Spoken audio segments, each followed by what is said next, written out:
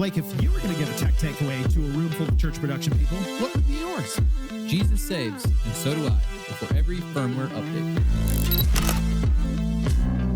Welcome to the Church Gear Podcast, where we pull the tech out of the booth and onto the stage to share the most outlandish stories and hidden wisdom from the tech trenches. And now, here are your hosts. I'm your host, Todd Elliott, a man who knows tech updates cause crashes, and I'm here with my co-host who is as dangerous as a mid-service update himself, Toby Walters. Now, did you write that yourself, or did you have ChatGPT help you with that? Or somebody else who is smarter than you? I totally wrote it, Toby, not right. ChatGPT. I knew it. You could just hear it's well written, but it's way too smart in the technical jargon for you. How dare you? I know. But I like that. That's a really good tech takeaway. Maybe you should, if you ever guest on a podcast and they ask for your tech takeaway, you've got it on hand. I'm just going to hook up my computer to the podcast and have it, ChatGPT me a script the whole way through. Yeah. And if I was going to do a tech takeaway, since we're in the series anyways, I would just hold up my book and be like, buy my book. That's my tech takeaway. That's your tech takeaway. Let's get that out of the beginning, huh? Yeah, I know. Let's just lay it right down. We're doing a series about my book. I wrote a book, everybody. Allegedly. I've yet to see it. Allegedly, that's true. And if you are interested in the book, you can pre-order it at tobywalters.com or churchgear.com/tobywalters. They're essentially the same thing. They'll land you the same place. According to the IRS. According to the IRS. But we are highlighting a chapter per episode during this series. And today we're going to kind of talk about the value of church production people and their calling and their ministry. And so, starting even back in my teenage years when I got into church production. So I was 13, basically the same mental age you are now, Blake. Go lower. Go lower. 7? Yep. 7. Perfect. There we go. So I was 13 years old, and my dad gave me the opportunity to start running sound at my church. And as a 13-year-old boy who was kind of bored with church because I was there all the time because my dad was a music director. Toby, you can't say you're bored with church. I was bored with church until I got the opportunity to run sound at age 13. And Blake, this was in the 1990s. Our soundboard, you won't even see here at Church Gear because it was so old and outdated. It was in the last century. Yes, in the 1900s. Yes. And so just growing up and doing sound at my church, I thought this was very much what God had called me to do. I thought it was amazing. I loved it. But I also went through just really hurtful, painful moments of being, as we have said, and I write in my book, the audio janitor. Blake, you were an actual janitor at a church. Did you feel like it was a very high calling, or did you feel like, nah, I run around with a rag and I just clean stuff? Toby, I used to No, it wasn't a high calling. It was, I do remember walking into the room once when the executive pastor and the worship leader were in there. This was a mega church. And I didn't introduce myself. I just said, trash. And they were like, you should have a better opening line when you walk in here. And I was like, dude, I'm just a janitor. And that's, honestly, that is what I felt was communicated to me. You're just the janitor. You're the janitor that runs the sound system, but it's not important like pastoral roles around here. And so I'm an audio janitor. Yes. Have you ever heard that term before, Blake? I have, but it's just as someone who was literally a janitor for 2 years, I'm like, this is preposterous. I could have never run any audio. I know. Just because I can change a trash bag? I know. Sister Karen can change a trash bag. And just some of the communication, some of the treatment, some of the way that it was communicated to me that what I did is like stand here and press this button and that's it. That's your job. You're not more important than that. And I know churches don't intend that, but I think a lot of our audience who works in production has felt that at some point in their calling.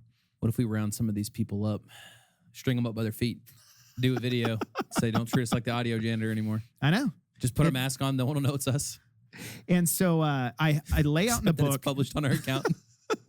I lay out my book, and I really hope it lands kind of a theology, a biblical theology of production and the value of production leaders, that they are not audio janitors, but that they are true artisans of worship. Yes, the title of Toby's upcoming book, Better Than an Audio Janitor.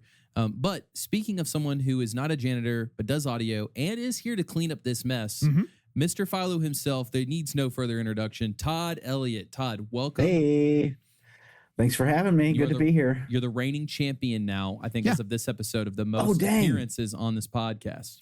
Blake is even rallying that we just changed the name to Todd's Pod. No. The Todd. There we pod. go. The Todd Pod. Todd pod. Yeah. I'm in. Let's go. Yeah. And when, Todd, when you went to get your real ID, did you change your name officially to Mr. Philo, or is that still just your subtitle? No, that's funny. But I did just recently register a couple of vehicles in the state of Illinois, and I was on the verge of getting one that was Mr. Philo. But it turns out I'm cheap, and I just got the standard issue license plate instead. How much would the vanity plate have been? I don't know, but you know what? It's more than the regular one. So I feel like we need to rally the community to get Todd, Mr. Philo. take up a love offering for Mr. Philo. What if Todd would change his middle name to Mr. Philo at the same time as Stephen Aruda changes his name to Mike Reynolds? Yep. It could be this competition to see who can raise more money in order to do it. That'd be great. I like it. Yeah. I was leaving our warehouse just yesterday, and I ended up behind a car, and the license plate said SM58. No way. Yeah. Dang. And so, I mean, there's a lot of production people around here. There's, IPS and CTS and all these other places. So I wouldn't be surprised if it's somebody that worked at one of these other That's true integrators. Yeah. So Mr. Philo, I think I think we need to talk to Bissy and get this as your birthday present. Okay. Todd was hoping for a steak dinner, and he gets a license plate. A license plate. Yeah. Maybe we can just get him a bumper sticker. We can print that for $10. That's true. So, Todd, you've been on this podcast more than Blake at this time, which is thank God. But it's like you're trying to tell us different stories every time. But can you give us a little bit of your background? I assume you weren't Mr. Philo when you started in audio back in the 1900s. Can 1900s, you rewind history for us? I was not Mr. Philo for sure. Just like an awkward teenager or preteen. I forget. It was early days, 1983 or 4, somewhere back in those days. And just started. I probably told this story before, but I had a friend who was running sound, which for us at that time was one microphone and a record deck so that we could record the message. And my job was to hit the record button until the day my friend didn't show up, and I was forced to change to the different seat and run that one fader. Actually, it was a knob, I think, now that I'm saying that. And the microphone was essentially an SM58 on a necklace. That was how high tech we were. It's amazing. They ever find your friend, or is he still missing? No, he came back, but he never ran sound again. That was it. He was more. I don't know how he ended up doing it. He's more of a vocalist, and the fact that I started my career in church production because of him, I think is laughable. I mean, I think we would both laugh at it as far as how much he really knows technically. So, anyway, so been doing it a little bit, every week, a little bit more. And I wasn't sure how I was, volunteering all this time, started up church, meeting in a middle school, and then going with a church plant, also meeting in a middle school, running sound, volunteering. And then, felt God sort of, I don't know, I was going to school for engineering at Auburn University, and I was like, I just don't think I want to do this with my life. And so I ended up getting a job working at the church that it was a part of already. And same thing, just took on a little more responsibility each week, and ended up at Willow Creek. This is a very short story, as you can tell. And and then I was so the first church was Kensington Community Church in the Detroit area. Was there 11 years. Moved to Willow Creek. Was there 11 years, and now I'm doing FILO. Been there 11 years. So what's next? Wait a minute. More FILO. It's a very evenly split life. I was going to say, if he goes into year 12, what's going to happen? He's going to disappear from FILO. Someone else is going to get him. Yeah. Is this the moment we announce we've hired Todd? Heck yeah. He's just the chief feel-good officer. Chief vibes officer. There we go. Yeah. He just brings joy to our team. I would come into the office. There we go. Yeah.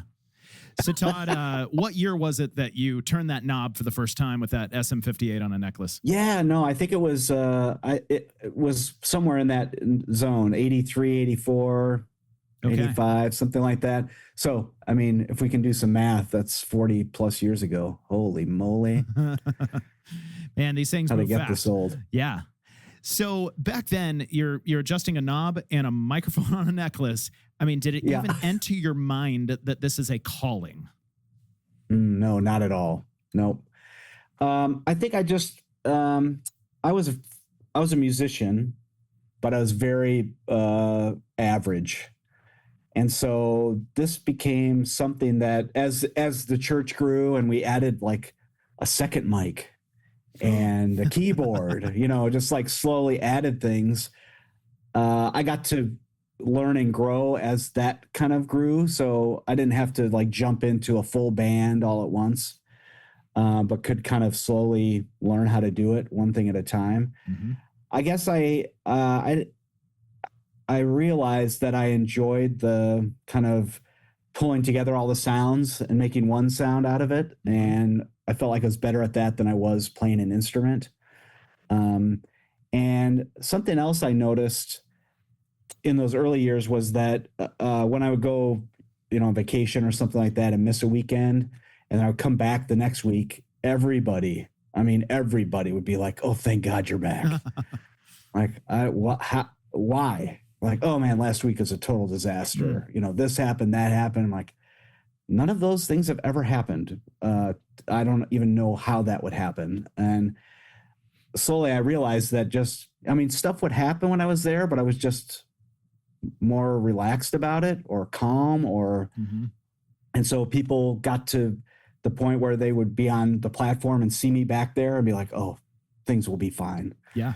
And so I really I would love to do this with my life, but I don't, back in the, mid 80s, you name, there's like a handful of churches that maybe had a production person. Yeah.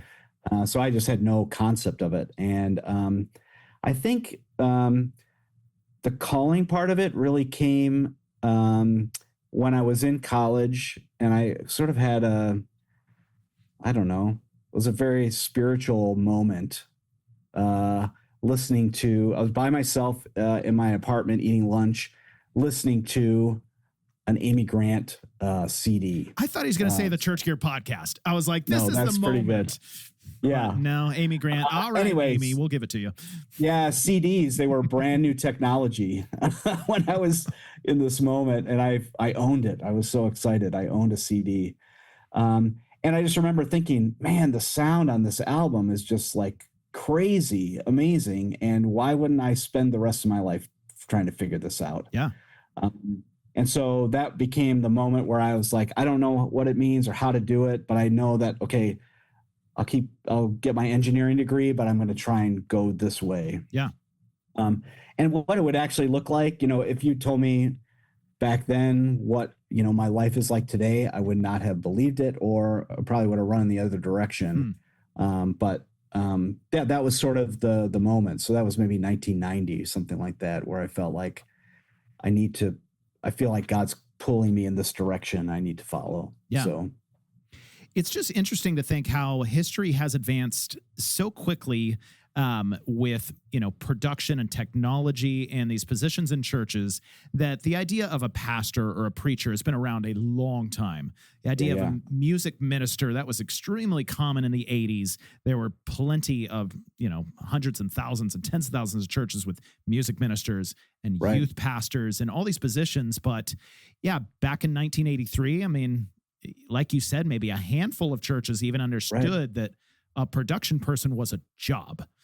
And before you can say it's even a calling, you had to describe it as a job. Like a church would actually hire somebody to do that.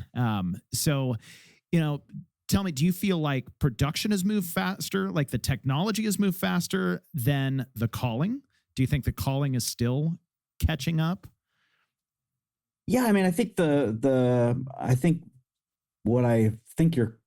question you're asking, I feel like technology in our lives has accelerated. It's laughable that, we're talking about I had one of the very first CDs ever invented.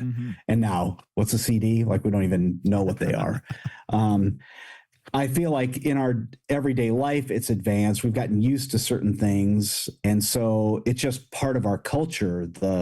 Even today at lunch, I was talking about, I took a road trip 10 years ago, and I had limited data, back in those days on your cell phone. And so I had a paper map for my road trip, and maybe I had a Garmin GPS that was like a 2x2 square, little screen. How much technology is a part of our lives. And so how does that fit in with what the church is about? I feel like we all expect more from every experience we have technology wise. And so I feel like, the church, and, you put in streaming and all these other things that we're doing, almost the necessity of doing ministry in today's, world requires loads of technology. I feel like just hearing your story earlier about audio janitor's situation, I feel like the church hasn't really caught up to what do we do with all this stuff? How do we support what the church wants to do? What type of person should be doing that? I don't know that anybody's thinking about how should we treat this person. I think it's not in anybody's mind. It just feels like, we'll just do that thing over there, make it work. And then just don't bother me. Just do your thing.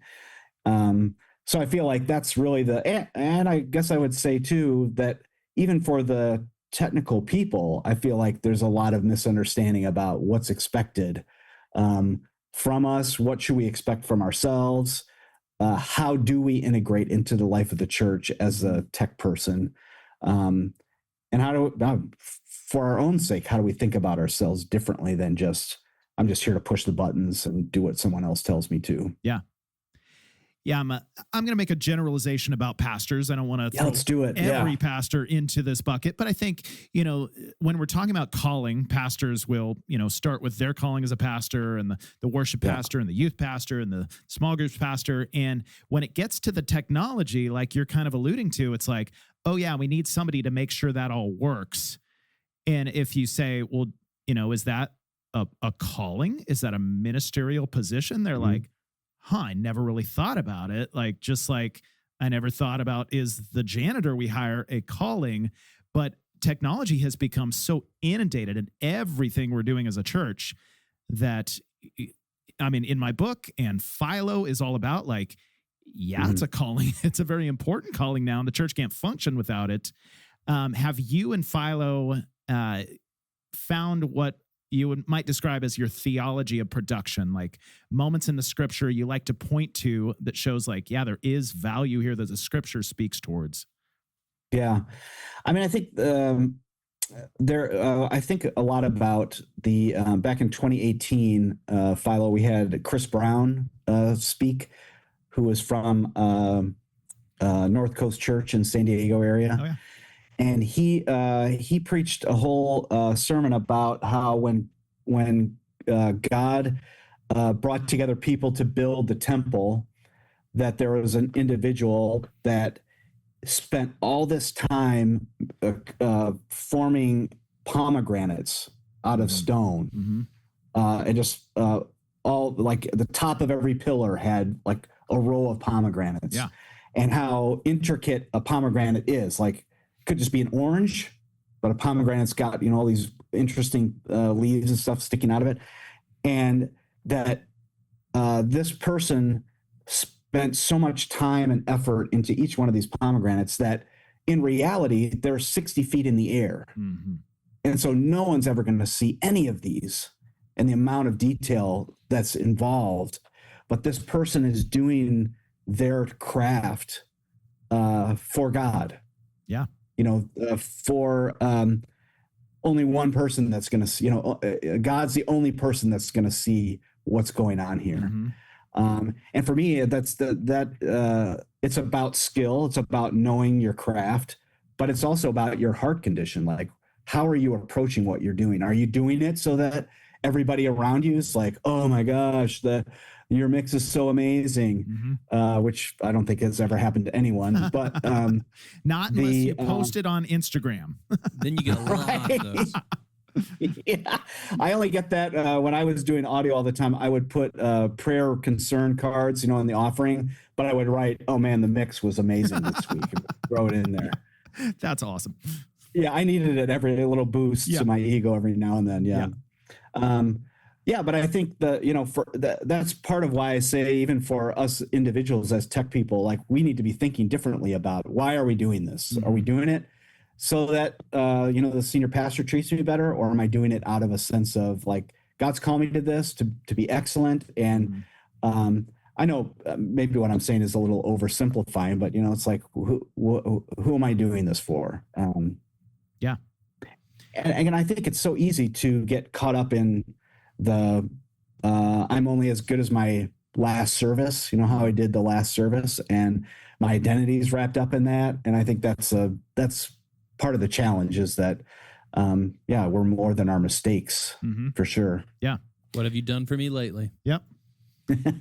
I love the analogy of the person crafting that pomegranate back in the temple. And, there are mention of these incredibly skilled artisans and creators in the Old Testament that God even points out in the scripture that he gave their spirit to them to be able to do their work. And, today we're watching all these churches online. And let's just take Elevation, for example, an incredible live stream. If a church of 200 people in Kansas, that pastor is watching Elevation and thinking, man, Stephen Furtick is an amazing preacher, and the Elevation worship band are so talented.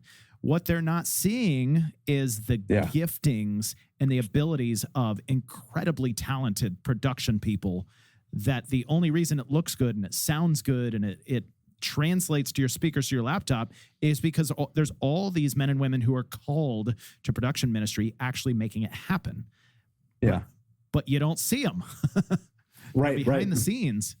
And so I think, it's super important to try and help just communicate this theology of production that you're not seeing, you're not noticing it, but you're kind of starting to expect it. You're just assuming it's going to happen. Yeah, I think that I was just, as you were saying all that, I was thinking about what is that? Is it by Delirious or maybe Matt Redman? Open the eyes of my heart, Lord. Like, there's something about the invisibility of what we do that's necessary.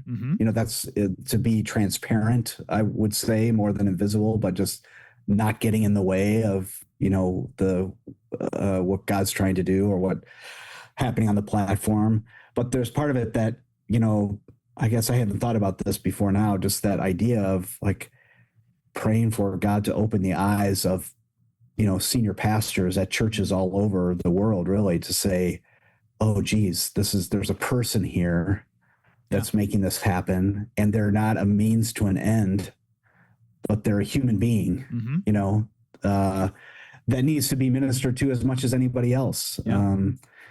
And I think I did a podcast for the FILO team a while ago of a senior pastor, and we were just talking about it. And he said, yeah, I feel like the production team is part of the church. They're if I'm preparing a message, I'm preparing it as much for them as I am for just a person in the seats.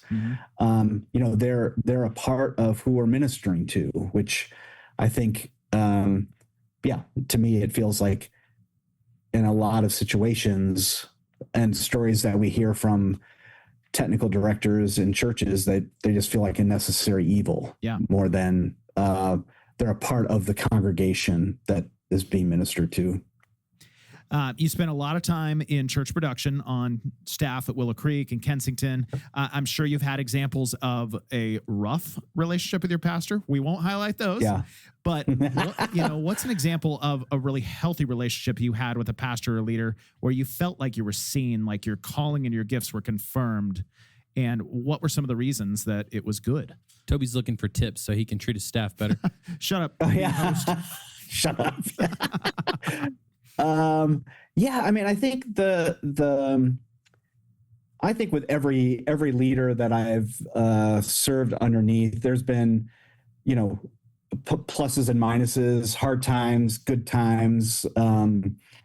And I guess as I was thinking about how I would answer this question, the big thing for me is that I'm there to serve, the needs of the church. And, if you boil that down, okay, the senior pastor is the one setting the vision and the direction. And so what I'm about, what our team's about, needs to be about helping to support what our church is about. Yeah. And so I think somewhere along the way, I realized that, pastors are asking for stuff, but they don't really know. They don't know how to do them. They don't know what it takes. They don't understand how crazy their ideas might be. And I forget where it was along the way that I realized, like, oh, geez, if they were like me, we would have no grand vision, and we would, the church would not be going anywhere. We'd just be doing the same thing every week because we finally figured out how to perfect it, and let's just stay here, Yeah. And I think, the job of the senior pastor is to dream and push and drive the organization forward. And in all the requests that are coming, they have no idea what they're asking for, what it takes, how to do it. And that's really what I'm there for. That's what the production team is there for. And so I think along the way, I realized that, my job is to help bring some reality to the situation, to talk about what's possible and what isn't. Mm-hmm. And so I would say for me, in the good times of relationship, I would be saying, hey, I hear you saying this, you want to do X, Y, and Z. Here's what I think it really means, and let's talk about it. And so I think when I would approach stuff defensively, or like this pastor already knows that they're asking for the crazy and they're asking anyway, and I'm just expected to do it. Once I got over that, like, this is just not a great way to work or have a relationship with anybody. It's like, hey, there's a human on the other side of this conversation, and I'm going to say what I think is important to say, and then we're going to go from there. And so for me, in the good relationships, it was usually me having a better sense of how do I need to show up in this relationship to provide the pastor what they need, answers they need, but also, on some level, protect the team from just being driven into the ground by all the new ideas. And what were some of the ways in which the pastor, communicated or showed appreciation to you that really landed? What are some, best practices in your experience that pastors listening to this can apply to their production people? Yeah, I mean, I think the biggest thing, what would I say? We need you to fix the world's problems, Todd. Come on. Yeah. I think just even a specific word of encouragement would always go a long way for me. Not just a way to go or, great job, but something specific that you actually saw, versus I've had a number of times where, it's just a generic, hey, we really appreciate you and what you're doing, when they, kind of tell they don't even know what I'm doing. And, so how can they really appreciate it? Yeah. But I think it just, for me, the human side was always so important to me. Like, how's your family doing? Or, hey, I saw your kid just graduated. How's that feeling? Just any sort of human interaction that went beyond just the work. Yeah. I would say for me, in my history working for a pastor, I realize this isn't possible in most churches, but the senior pastor at Kensington at the time, on Saturday night, he'd be like, hey man, let's go to Pizza Hut, bring your kids, let's go. And so my kids were teeny tiny. I think his his kids were already in college by that point or something. And, you know, it was he and his wife just hanging out with me and my two little kids at the time. And yeah, just living life together. And so we ended up, as you know, it might not be a shock, but we had a great relationship. And so weird, you know, bad stuff would happen during his service, and yeah, we'd talk it out or whatever, but it wasn't ever elevated or amped or felt like, how come you're not doing your job right? It was like an actual conversation because we had some history. Yeah. And I think that's the challenge is that we need history with our pastors to be able to build trust and get to know each other and have it be more than just about the task at hand. And I think it's something that as tech people, we need to work on too, that it's more than just, hey, let's fix this, change that, make this right, fix a typo. We need your graphics sooner. Like all that stuff is important, but it becomes what we're known for instead of like, I want to be treated like a human. Maybe I should treat you like a human too. Yeah. So. Yeah, I'm thinking kind of like how when our wives get their hair cut and they want us to notice. Yeah. Blake, have you made that snafu before where your wife gets her hair cut and you just don't say anything? You don't notice? I always notice because I like her hair long, and so I chastise her every time she gets her hair cut. I won't speak for 3 weeks. Toby, it sounds like Todd keeps saying you need to have human moments with people. Do you even know how to be human anymore with your integration into chat? You know, I was thinking Todd's talking about, you know, encouraging specific things that they had done. And so I noticed specifically that you ate quinoa for lunch today, and with your full-size figure. I'm very proud of you for doing that, Blake. Toby, I've stopped eating quinoa. I have done it for like 2 months, but today I switched to a taco bowl. Oh, never mind. So you got so close. I didn't notice anything. Swing and a miss. Didn't notice anything. But I just love that very, you know, practical application for pastors. And again, let's go back to the Elevation live stream, that it's very easy for a pastor to notice the preaching is awesome. The music is awesome. Everything is awesome. But the specific things the production or people are doing to make that happen is ridiculous levels of talent.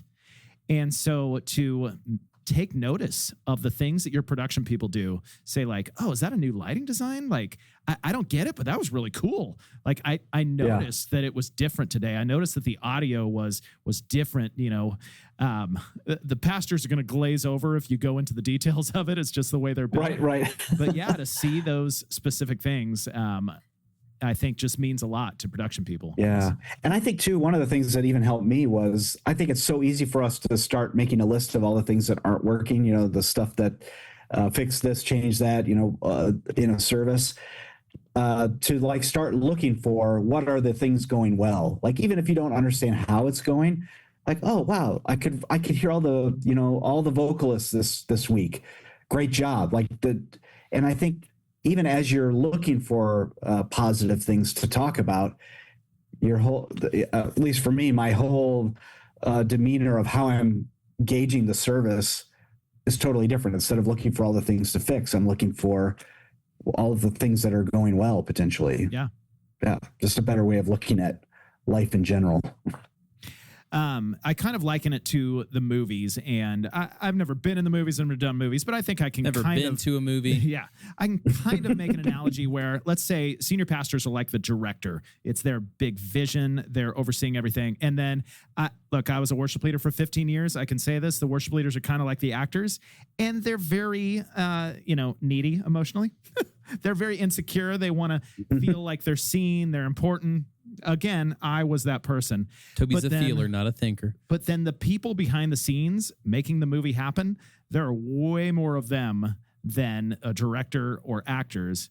But then it's the director and the actors that get the praise, that get the glory. They go to the award show, they're televised, they're on the red carpet. And it's not like your production people want to be on the red carpet. They're in production for a reason. They like to be part of the support.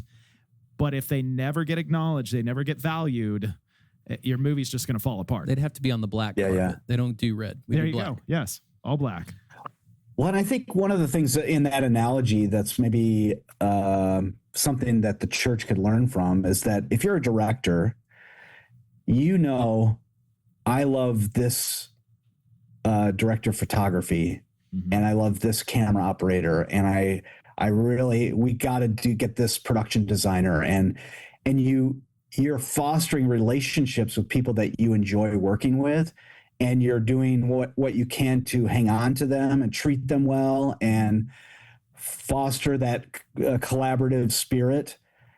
And I think a lot of churches just like, I just want what Elevation has, so do it, which is not fostering any kind of relationship or, treating people in a way that they want to come work on your movie. It's like if a director treats a director of photography bad, that guy's going to like, I'm not working for you again. Yeah. And so you got to treat people well to hang on to them in that world. And I think that's something that the church can learn from, of like, we got to, treat these people like human beings and foster that relationship, or otherwise you just have a rotating door of burnout tech people. Yeah. You got to treat people well to hold on to them. I like that. That's good, Toby. Yeah. Why are you throwing me a squinty-eyed look? I just said I like that. Uh-huh. So very much on that note, Todd, I think that technology has been just advancing at just light speed the last few decades. And as always, it's an unfortunate reality. The church lags behind about a decade or two. And so over the last decade or so, the church has been advancing in technology pretty fast. But out here in the world discovered if we're going to advance in technology, we need talented production people to run this technology. And I think we've seen a lot of that, what you've said, burnout and people leaving the church because the world has recognized them. The world's willing to pay them well, treat them well, because there's so much technology going on. Have you seen that as a very real truth in your time with FILO? And how can the church begin to reverse that trend where tech people want to stay in the church and help advance the technology for the gospel? Yeah. Ooh, this is a good question that I'm not sure I know the answer to, but there's something broken in our world if you're being treated worse in church than you are outside. And I think on one hand, I believe that I have a responsibility as a tech person myself to be self-aware enough to know how I'm showing up in every situation. I usually tell people, you might be in a bad situation, but I almost guarantee you that there's a lot that you can do to improve it without anybody else doing anything else. If you show up differently, that can get better. And so part of it is how you think about yourself. Do you think about yourself as a audio janitor, or are you an artist, behind the console, and you're using your gift to help advance the kingdom of God here on earth? I would love to figure out how to crack the code on how the church can think differently about how to treat people, how to know what to expect from people. I think one of the things about I'm just going to generalization, but I'm going to lump myself in with this group. Yeah. Tech people can be weird. We can be strange. We can be awkward. And I think a lot of church leaders don't really know how to deal with that. Like, I don't know how to lead you because you're awkward. And so I don't lead you at all. And I think what ends up happening is you have a lot of unrealistic expectations or unspoken things because leadership has just abdicated responsibility to lead you. For me, in my situation at Kensington, I had people that were on me all the time. Like, you can't say that, or you can't show up this way, or you got a pretty crappy attitude. So why don't you go away and come back and let's correct that. Just like, you need to grow up, basically. And so how dare they speak to Mr. FILO like this? I know. Do you know who I'm going to be? And so for church leaders to not just say, gosh, that person's really awkward, and why did all these mistakes keep happening, and why can't they just do their job? You can't just wonder that to yourself. You got to build relationship and treat people as humans. Yeah, if we expect it to get better. I feel like in the in our example of the movie, it's like the director knows they got to foster those relationships to hang on to those people and create a great collaborative environment. I think in the church, it's real easy for a church to see we want to be just like Elevation, so make it happen. It feels more like an entitlement than something that we have to work at building at our church, so that it's sustainable and excellent. And I have to say, I've forgotten the question at this point, although rambling. It was all that time as an audio janitor. It's lost. Right. You know what? Actually, that the thing about audio janitor it's hitting me differently in this conversation is that what if you're a real janitor? How should you feel? I mean, I was talking so at FILO, we meet at Willow Creek Community Church in South Barrington. And I was talking to the facility guy there during the event. He's like, hey, just so you know, I'm usually the first one here and I'm usually the last one to leave. So I think you need to either include us in what you're doing, or maybe we need our own event. And so I think it's unfortunate that we use the janitor as the example of how we don't want to be treated, but just imagine how that person's feeling treated. I know. Anyway.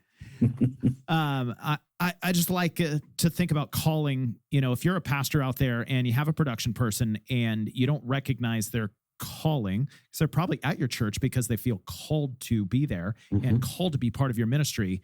But if they can't provide for their family and there's a job out here, running sound in some corporate event space and they can make twice as much money, it's real hard to do a calling when you can't live where you're undervalued.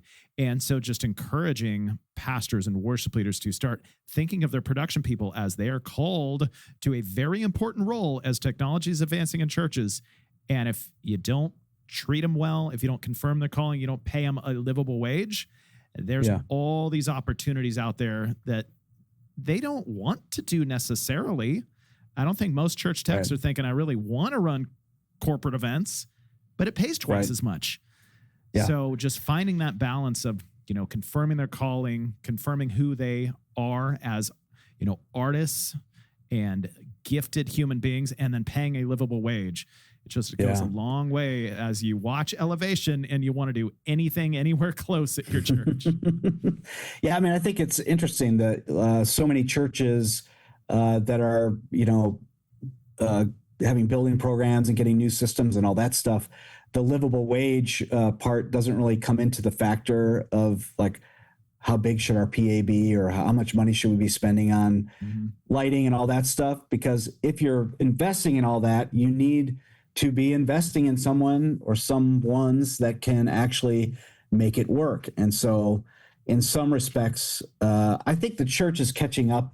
The church certainly needs to do some more catching up, but just the fact that there are more, that a technical director at a local church is a more normalized position where, again, when I started, it was, just a handful of churches doing it, that it gives me a little bit of hope that we'll catch up, on the pay scale eventually. But I think, maybe churches are just doing more production than they can afford to do. Yeah. And uncomfortable reality, and I feel like I can say this because I was a worship leader. If you're a church and you're paying your worship leader, let's say $80,000 a year, and you're paying your tech director $55,000, that your worship leader, if he left the church and tried to play music out in the world, it'd be making like $12 a night at some bar. But if your tech director left and went and worked in the corporate event space, they'll suddenly be making $80 to $90 a year doing that. That's a powerful analogy. I have never thought of that. Yeah. So value your people and confirm their calling and pay them a livable wage. And I would say too, unfortunately, I do some corporate events, you hang on to the people you like working with. And so if you're good at what you do, there's somebody fostering that relationship and treating you with respect, and they understand that, your knowledge and stuff is not, they don't take it for granted. And that's why they're hiring you. And it's a sad flip of, that you're somehow getting more community and respect out in the world than you are in the local church. Yeah. Boo. But it's a hard reality. Blake, do you have a really good transition into the disaster story?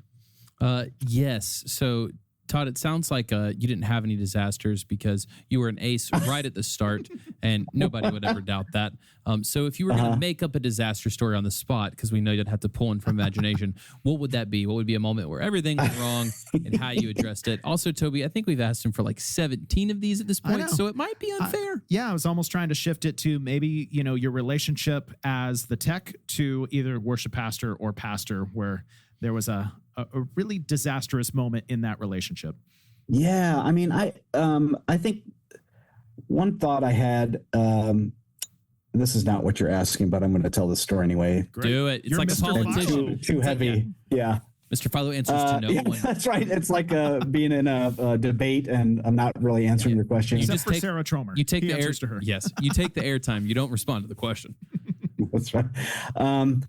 I can remember, so back when I was working at Kensington, we were a portable church. We did every Sunday was at the high school theater, and then we do a Wednesday night service at any hotel or other building that was available. So we would like rotate around different facilities.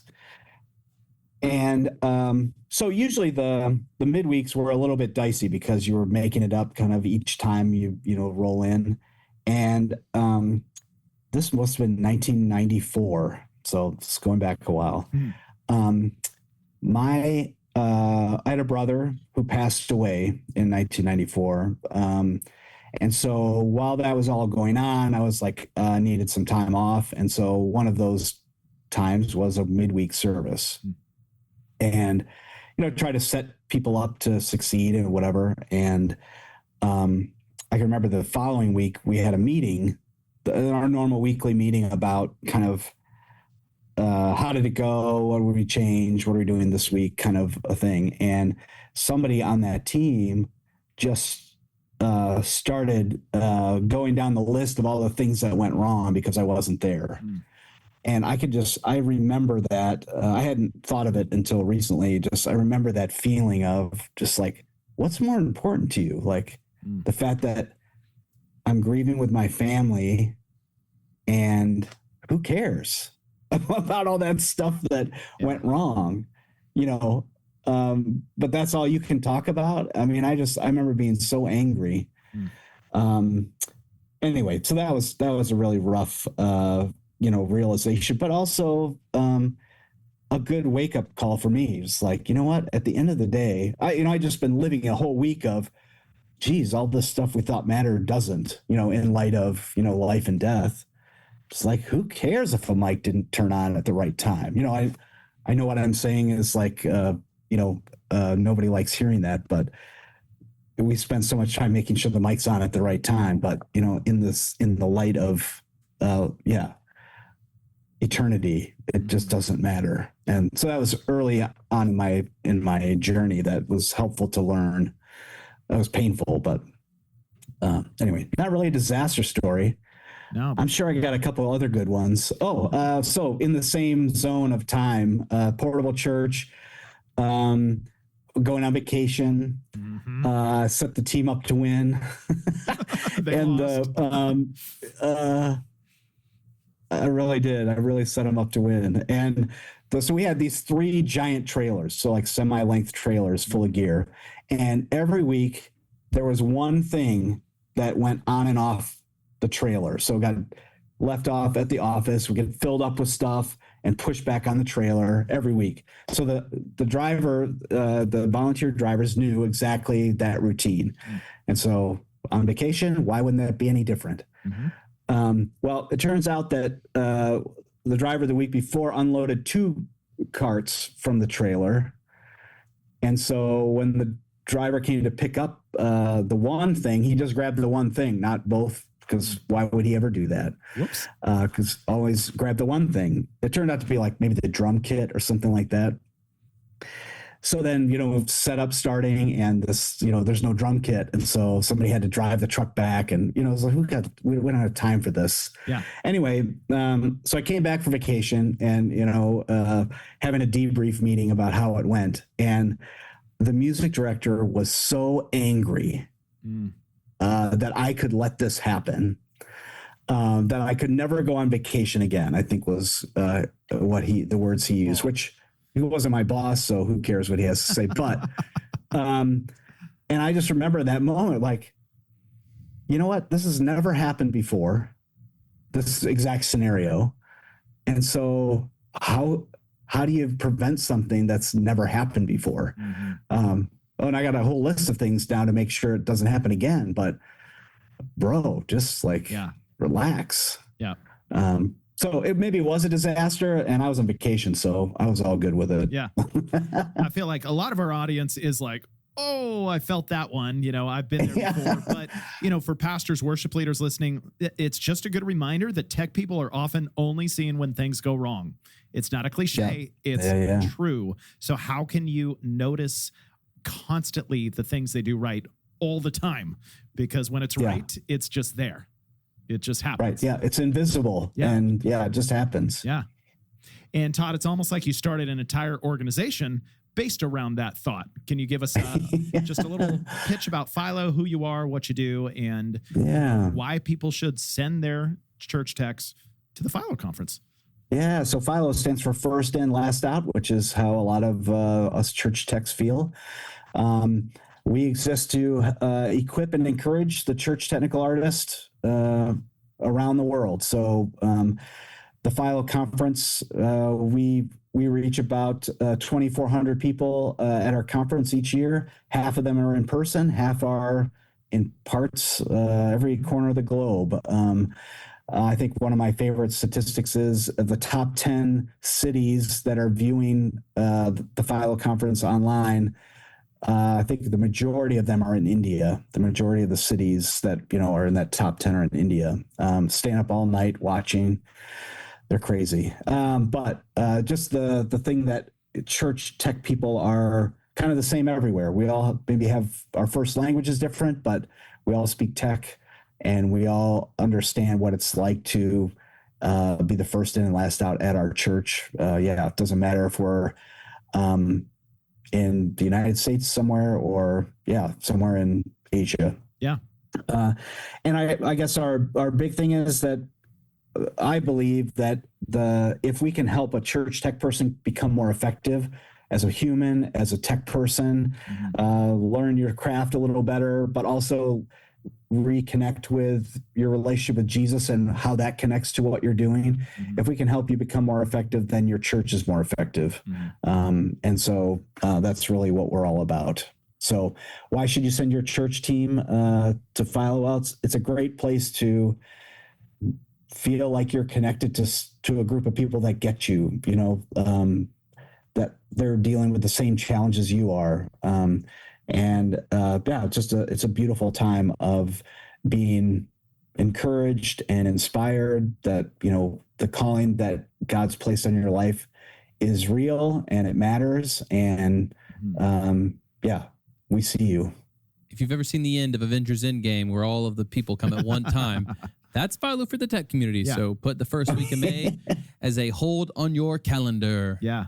There we go. Yeah, I was thinking production is a very head down discipline and can feel like a isolated sport at times. And so for you to be able to put your head up for those production people to then join together with thousands of other people that do what they do, that understand the calling and feel like, oh, wow, I am part of a really great and large community. It just does something special. And Blake, you and I go every year, and it is like pretty much the highlight of our year. And we're not even church techs. I wish I was at Amplio's after party right now. I mean, what a good time. Yeah. And if you're, a pastor out there, you don't have a production director on staff, but you have a couple volunteers, and there is no better opportunity to send your volunteers to an event where they can learn from the greatest production people on the planet how to do their job better. They connect with other churches.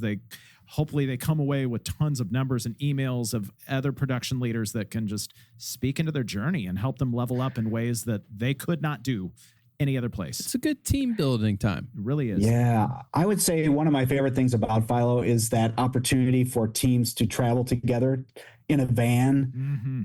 Coming to FILO, it's like it's like summer camp for tech people. To be able to have an experience outside of your normal, week in, week out, rehearsals and service, and when the pressure's on. Here's a non-pressure situation just to get to know each other, to be together, to have inside jokes together, to experience something similar together. And if FILO can provide your team with that chance to really level up relationally and just their effectiveness as a team, I mean, FILO is the place to be. Yep. I agree. Blake, I know you don't like the FILO team at all. It's not like you want to constantly be on Zoom calls with Sarah and Chelsea and Julia. Yeah. You would immediately leave us for FILO if they were located in the South. In Nashville area. Yes. Yep, I get it. But sadly, they're not going to come down here. But we do have to bring this podcast down to the power button. So, Todd, we really appreciate you joining us for the 17th million time. Yeah.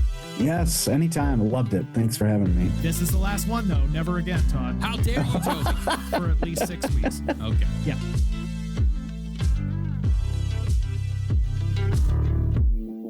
Thanks for hanging out with us. We hope to see you back next week for more absurd stories, tech takeaways, and overall buffoonery here at the Church Gear Studios. All right, Blake, so if Todd is Mr. FILO, who do I get to be? You're Mr. Church and I'm Mrs. Gear. Oh my gosh. Do not perpetuate the joke that you and I are married. I took my shoes off just to mirror you. Oh my gosh. At least you left your socks on because your dogs are barking. And if your dogs are barking, they're probably telling you, get Toby's book. Get Toby's book. I mean, honestly, it features Todd, features some of his story in there. Toby had to get some wisdom from somewhere. Oh, 100%. It has nothing to do with my wisdom. I just gathered some of the best stories, the best people from the most influential churches in America, and just put them in a book. And so really hope that there's a lot of helpful tips, a lot of just funny moments and encouraging for you in any size church. If you're a church of 50 people or 50,000, there are really good takeaways in there. You put them in the book. Did you let them out of the book or are they trapped? No, they're trapped. But if you buy it, they'll show up at your church and then do just amazing production. Perfect. So go to TobyWalters.com or churchgear.com/Toby Walters.